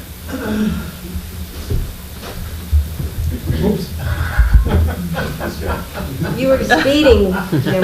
No, I was going 30, but you know, he was right there. Jim Griffin, Charwell Drive. I just want to talk about what this town has become in the last 4 years. I moved here in 2004. I was commuting to Westchester every day. It was hell. In 2011, I started working from home and was excited to go out and I could have lunch with my kid, take my kid to the to Home Plate. And then Home Plate closed. I said, well, at least I can still get sandwiches at Elvin's. You know, we'll go get a sandwich, we'll go sit at the park, then Elvin's closed. Then the park fell apart. And here I am, you know, I have 3 kids, and I feel like my kids were the last kids to use the park safely. You know, even I remember pushing on the swings and seeing the brackets sway and say, you know what, we can't use these swings anymore. And there was a little fake zip line thing, and then that fell apart. You know, they put rocks in to, you know, brace your fall. And I love Spark Park. It was part of my reason for moving here. I love the way it looked. I grew up in city parks with concrete and, you know, vicious slides with, you know, baking in the sun all day. And this thing Our was, slide is pretty vicious. The one we it's better than currently what I had. But yes, I've gone down that one too. You know, so to see something so welcoming like that, kind of like a fort, there's little speakers on the sides there, it's interactive, there was so much that this community put into it. And then it died, and you bring it to the town, and the town didn't care.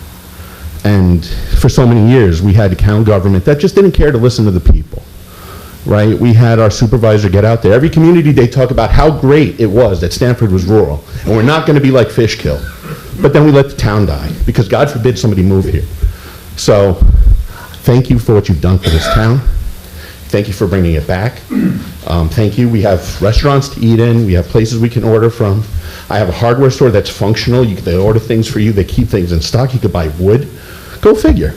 So, you know, I get not everything there is affordable, but I don't have to drive to Kingston, and I appreciate that. So, thank you very much for what you've done.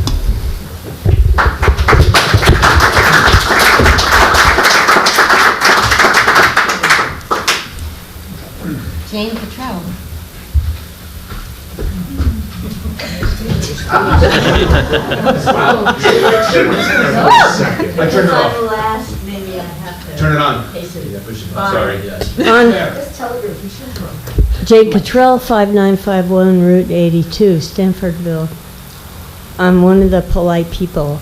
Every morning, either Rita Mary Bell holds the door for me, or I hold the door for her.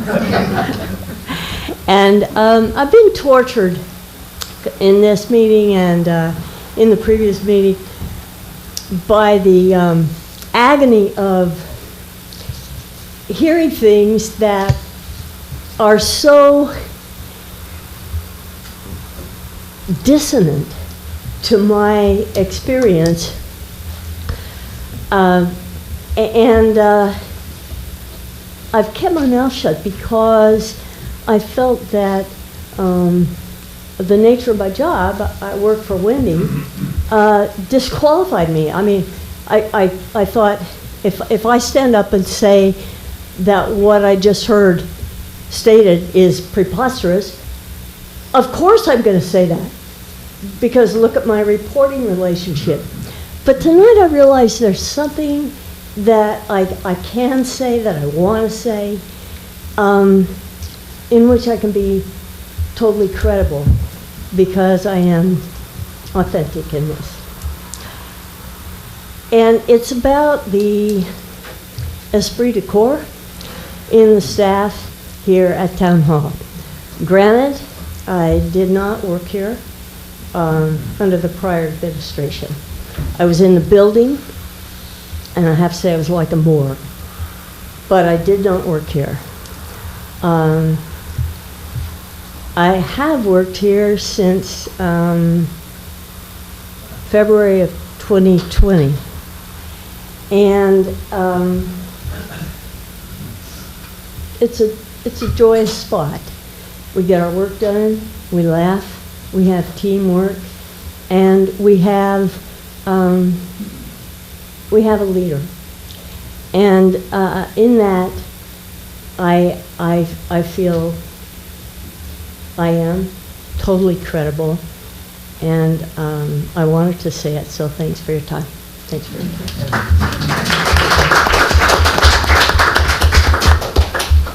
Chris Drago.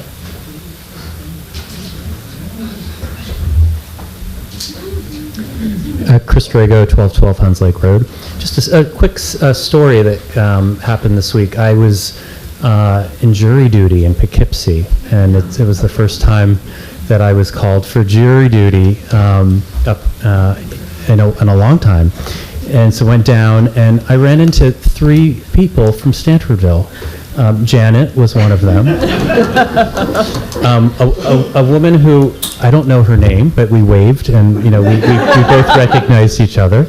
And then a gentleman I'd never met before, and we got talking, and we had a lovely conversation. And he said, well, come by my house sometime. You'll see me outside in our garden, and would love to show you around. So that day I was driving by, and I thought I knew which house he was, so I stopped and knocked on the door. And he welcomed me in, and that's Bill Doby. And we had a nice chat, and I met his wife, and spent about 20 minutes together, and I met a new neighbor, which was really nice. So people were talking just now about the great, the nice spirit and the energy in this community. And I just hope that each of us gets a chance to have that kind of experience, and it's nice to live in a place where we can.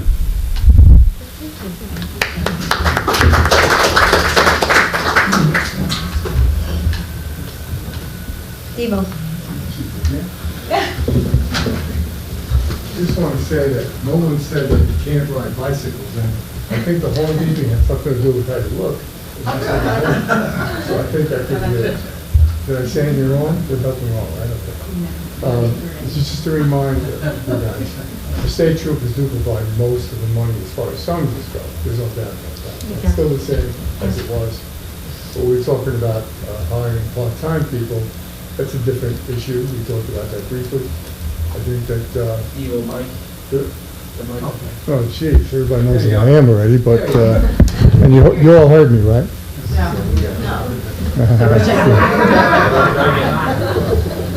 You hear me, you love me. So I think that's one thing. I want to mention those 2 things. I think that's it for now, except I have a question for Mr. Boss. Can I ask Lori a question? Can I ask you a question? I'm certainly. Could the average citizen visit a workshop? Yes. We have people at the workshop. Workshops are always open. They're open meetings. Could the average citizen visit an executive session? Not unless invited. No. Unless they're invited. But could you explain the reasons that they are allowed to come? The reason is that there are particular items that a board should discuss in confidence that involve sensitive things like litigation, personnel matters, and they're listed by statute. All of the other meetings that the board holds are public. I understand what you're saying, but if one were invited to an executive session, could one speak for about 2 minutes, 3 minutes before the sensitive information is spoken about? Is that possible? to, it's really, sometimes boards will invite somebody if it's a matter where they want to have input from the person. That's not what was explained to me today. What do you mean? Which was, Rita said there were 8 reasons why. There are 8 reasons, So is the board, are we, no one said we were allowed to invite someone to come speak to us? Just I think he means that You can't just come just to speak to us personally, only in open session. You can come to, if you're invited to executive session, is because the information is, like, it's a personnel issue, that person, that employee will be invited into an executive session for us to have the discussion so we can have the information. Because that, by law, we cannot say, like, even, it would have to be employee number, blah, blah, blah, in public session. We cannot divulge anything. So, so in executive session, what it will, we would refer to something in open session, because we can't vote in executive session. We take action when we come out. I understand that. So in executive session, if we had an issue, say, with an employee, that employee, we could invite that person into executive session to join us. But that's not what Devo wanted to know was, could he come and speak to us in executive session? And I was told today that he could not. Correct. He could not, that's correct. Correct. Because executive sessions are confidential. Well, I didn't say the actual confidentiality portion, could one speak, because as you said. No, prior to the confidential portion, every conversation that the board has as a board has to be public. So it would would have to be in the public. But if there's an employee involved, employee of the town involved, then I could speak at the executive session? No, the employee that was me giving could. an example. Yeah, only the employee could speak, and that was just a big example. It's only if the board wants the person to be there. If the board, for some reason, Have the list. Rita, do you have the list? wants to speak with somebody, they can, if they wish, have somebody come to speak and it has to be a subject that warrants being held in an executive session. So it has to be about litigation, or it has to be about a personnel matter, or any of these subjects that are specified by the statute. There are 8 things that are, There are a bunch allow us of, to even hold an executive session. there are a bunch of criteria. Well, I could look at that, but you already mentioned 2 things, that's personnel matter, and that really is kind of where we are, that's where I am. No, the personnel matters relate to employees of the town. Paid employees. Paid. Right, and paid employees are, you guys are paid employees, right? They're elected officials. Yeah. No, we're elected officials. Yeah, we're past the 3-minute mark. Yeah. I'm definitely past the 3 minutes again. So I'll release my time to anyone who would like it. Would you like my time? So you don't have any time to release at this point. Yeah, you're done. Okay. Thank you, Devo. I'd like to ask you a question. Yeah, just say your name and address. Yeah, about Prospect Hill. So I'm just trying to get, I haven't been here before, so I'm not trying to be adversarial, I'm just trying to figure out, is the board like a representative board? Is that what it is, like, in the sense that you're elected, then you make decisions without coming back to votes, or how's it work? I think, so on Mondays, we always meet, the town board meeting is on Thursday. So Mondays, we have the workshops that other people were referring to. So like a couple of these items that we went through quickly, those are because they're things that we talked about on Monday. We had a discussion for maybe, 45 minutes or something. So those public meetings are open as well. They're all, anyone can come in and listen to them. I'm kind of asking because I know there's a lot of favors here about this park, and I don't know anything about it, so I'm not for or against it, but I know that you mentioned that, you had mentioned you get all we're trying to do is approve to bring it before, right? Are you speaking about the vote on the grant? Yeah. Yeah, we were talking about merely the fact that we were allowing them to go forward with putting in the Then I grant. think the statement was made, and if it goes through, then we'll approve it, the board said. I think Will that's approve what I their heard. ability to, first, their letter of intent has to be accepted by HUD. If their letter of intent is accepted, then we further resolve that they could go forward and actually apply for the grant. That's all. We can't, they can't even apply for the grant until their letter of intent is accepted. They may get But thrown once it's out. accepted, does the board say, or do they go back to the people? I don't know how's it work. Because of the way the resolution was, which said if you get past gate A and are approved, you get to now apply for a grant. We've already said you can apply for a grant if HUD accepts your application for your letter of intent. Okay. And, yeah, that was that. So, maybe I wasn't at the former board, meeting, so I don't know what the overarching zoning plans are, but, what is, you had mentioned, some of the existing ones are antiquated, sort of, you can use that word maybe, but, and that we need newer ones. So what specifically is antiquated and what's more? Far too much to name. Tell me where to find it, and what's the website. There's a great deal of information on the town website. There's a draft of the comprehensive plan, which is not a zoning law, but it's a blueprint for moving forward for future zoning laws. If you also go to the town website, you can watch videos of recent town board hearings, and you could see many citizens talking about zoning issues. Who's making up the blueprint? That's what the new blueprint, or is it? That's been going on, it's been going on for 20 years. Hey, I'm late to the game. Well, can I suggest something? And this won't actually retro, though it could. You could come in and read 4 years of town board newsletters. I write a newsletter every week. Some of it is just, there's going to be this movie, or there's going to be community days coming, blah, blah, blah. Some of it's quite informational. So I would suggest one thing you could do is sign up for the town newsletter, which is just giving us your email address. But I don't think we can catch you up in 2 minutes on everything. In 20 years. And correct me if I'm wrong, it sounds from the laughter, everyone's pretty abreast of it, and everyone's sort of in agreement that everything's antiquated, that needs to be brought up to. Well, not everything. I mean, Yeah. some stuff is back to, the 80s, so I would say Well, that doesn't that's mean- relatively Okay, antiquated. Hey, just one more quick question. How do you mentioned about appointing 5 people or something for the zone. How do you choose them? Like, what's the criteria? Well, I've asked over months and months and months and months for people who are interested in being on the zoning commission to write a letter of interest to us.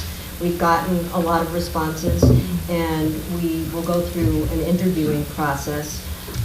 There are, I don't think that there's any, what's the right word?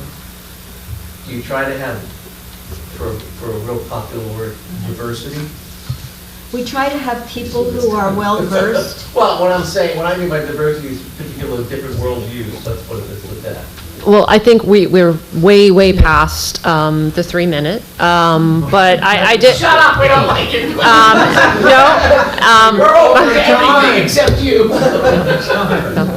I'm coming up twice since everybody else is coming twice. But I'm going to be quick. My biggest concern is we are happy with the planning commission and the work that you're doing, and we appreciate what you've been doing. And the reason why you need to do it is because there's so unclear laws written down already. But we do have a ZBA that enforces the zoning law. My concern is that hasn't always been the case. So whatever new laws you write, I'm not convinced that they'll be enforced. My biggest concern is who does oversight over the ZBA? And if you can't answer that now, I would like an answer at some point. Thanks.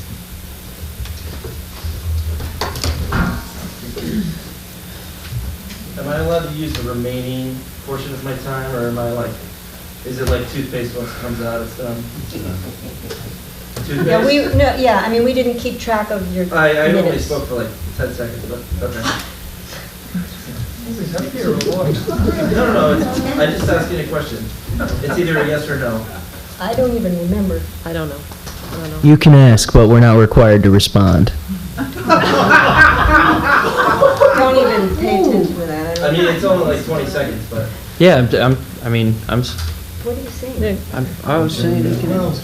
Oh, Ben, come on up. Yeah, I was saying he can Ben, ask. come on up. I forgot one thing I was going to say previously. Turn on the mic. Why is Who keeps turning off? Who keeps turning off the mic? I think it's been having issues. I've been watching. We it. should I just think put this a guy's big, short. those like light switch covers so the kids don't turn off the lights. We should put that here. The last thing I wanted to say was the thing I forgot previously to say, responding to Ms. Cosgrove's comment. Everything that was said at the last town board meeting was all directly from over 300 pages of legally foiled documents. You're welcome to look at them. It's quite the stack of paper, and it's unfortunate we can't do it digitally, but it all came directly from that. Thanks. Anyone else? Yes. Yes, Pat. My name's Pat Tierney, 327 Jamesonville Road. I happen to be on the zoning board, and I'm very offended by people assuming that I'm less than honorable about my decisions. The one thing I come here, I find the need to defend myself. My thought is this, the people that want to make accusations, which there has been, as you well know, and we've heard a few tonight, need to read the book. They need to read the laws. What we need with this comprehensive plan that you're working on, we need laws. We need something to vote on. We need something to determine what the things, when we have a problem come in front of us, how to go about it. There's nothing in the plans. Nothing. And believe me, I read that book inside out. I couldn't find it. I get offended. I get very offended when it comes to the fact that you're questioning my integrity. That's unacceptable. I come here, I donate my time. I work at it. I work at it as hard as I can, as well as I know how to do. And I don't want to put anybody down. That's not my game. I try to do and right the wrongs if there is any, if I can do it. And we go by the rules in our zoning board, which you happen to be our liaison, and you know that. I would like to be very honest with you, Wendy. I'm asking you personally. Defend us a little bit, because you know what we go through and you know what happened. Just give us something. Give us something that we can work with. So far, the only things that we had, we worked with, we voted, and we got condemned for it, because that's the only rules we had. Give us some more. You mean give some more zoning? Yeah, laws? can No. No, when please, you will. were, I know you will. no, I just want to clarify, when you said that you were going by the plan, you read the book, I just want to be clear, you're saying, you mean the zoning code, and that's what you're saying, the zoning code is That's right. unclear. Okay, I just That's wanted to right. clarify that that's what you meant. How it's determined, and Okay. stuff like that. I read it, reread it, discussed it, and now I get accused of being less than honorable. I don't like that. And I don't deserve that. I'm speaking just for myself. Thank you very much. Thank you, Pat. Okay, does anyone else have anything they want to say?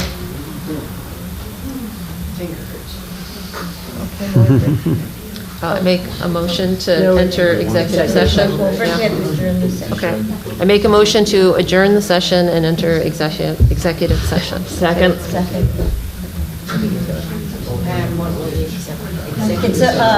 It's about litigation. Litigation. Thank you all so much for coming and speaking.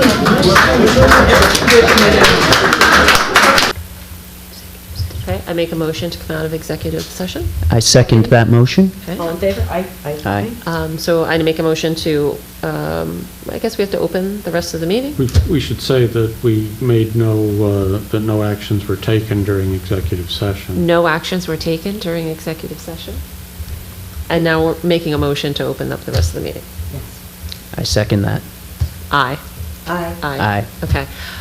So I'm now making a motion for Wendy to engage counsel. I second that. And that Everyone- would be for both in the pending Rathjen litigation and also in tax litigation where the town attorney is conflicted out. Okay. Is that all right? Tax? Oh, yes. Town attorney, Yes. yeah. Okay. Okay. Tax litigation. So, So the motion is passed. is it second, has it been seconded? Corey seconded. I second So it. do we all- vote? Aye. Aye. Okay. Now I make a motion to close the meeting. I second that motion. All in favor? Aye. Aye. Okay, so we've closed the meeting at 9:27.